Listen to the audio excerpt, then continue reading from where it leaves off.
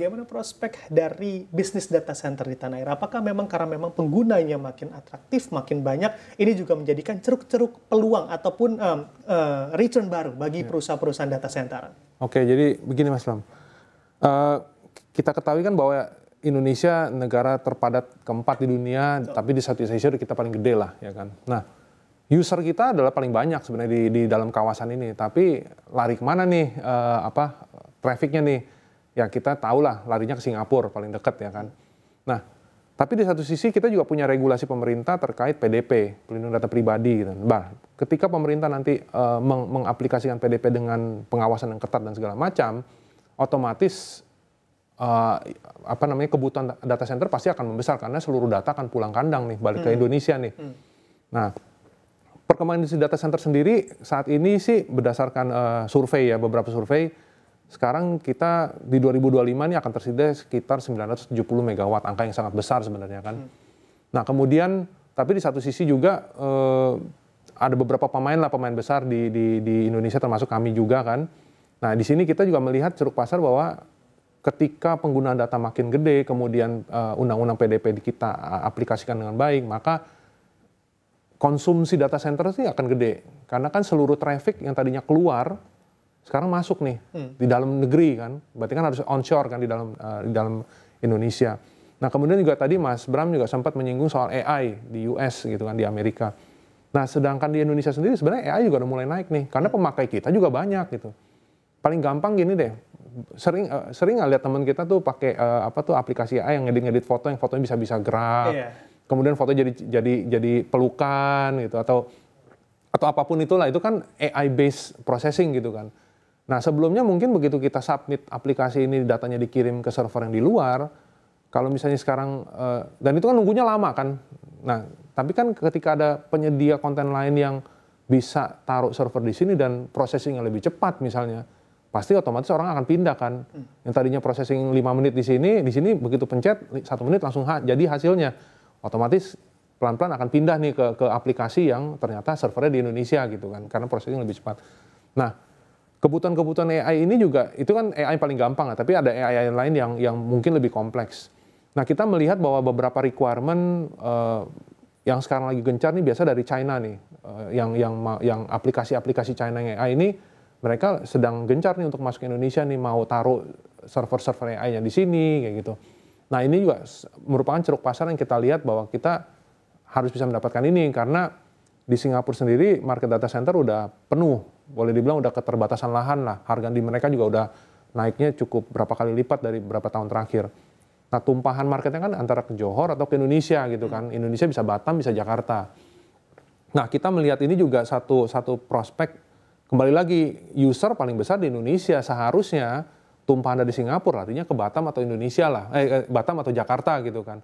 Nah ini yang kita harapkan juga dari peran pemerintah itu seperti apa, dengan memberikan insentif ataupun melakukan fungsi pengawasan terkait PDP-nya gitu. Karena jika dua faktor ini dijalankan, otomatis pemain lokal data center, baik itu yang PMDN maupun PMA ataupun campuran ya pasti akan naik lah. Ujung-ujungnya kan akan balik ke industri dalam negeri kan. Setoran pajak juga meningkat dari sisi data center, tenaga kerja juga terserap juga banyak gitu.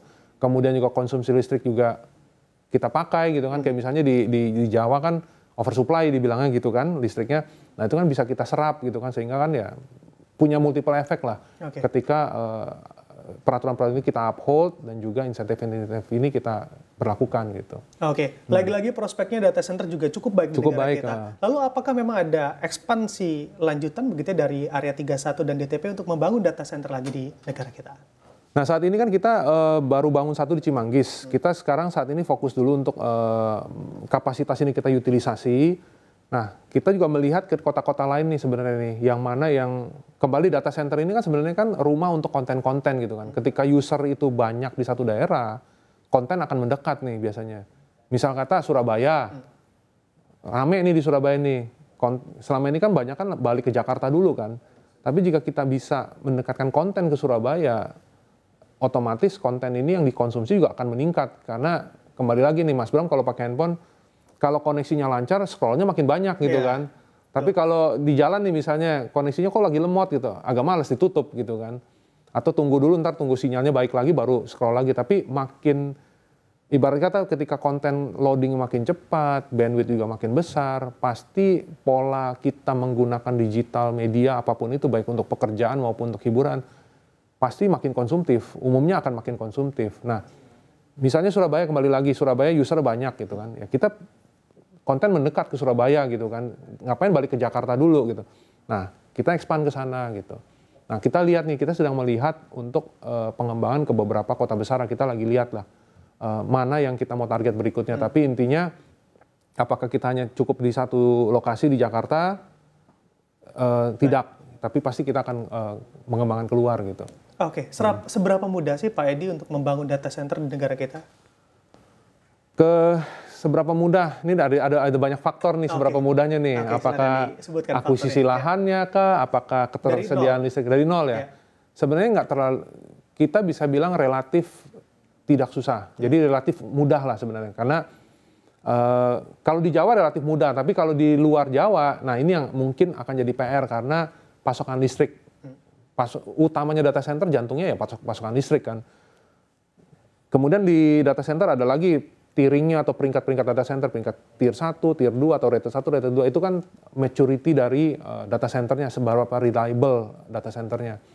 Nah biasanya umumnya kayak industri finansial ataupun industri-industri yang agak sensitif lainnya itu butuh yang tier 3 atau rated 3. Nah ketika udah masuk tier 3, tier 4, dua tier inilah, kan 1, 2, 3, 4 gitu. 3 dan 4 ini, termasuk juga SNI 8799 tuh ada serata 1, 2, 3, 4 kan. Nah, pokoknya intinya kalau begitu sudah start di 3 dan 4, berarti kita harus ada 2 listrik yang masuk gitu, 2 sumber yang masuk. Di Jawa kita bisa dapat 2 listrik lah, maksudnya dari PLN, dari 2 grid berbeda, atau 2 gardu induk berbeda, intinya dari 2 power grid berbeda.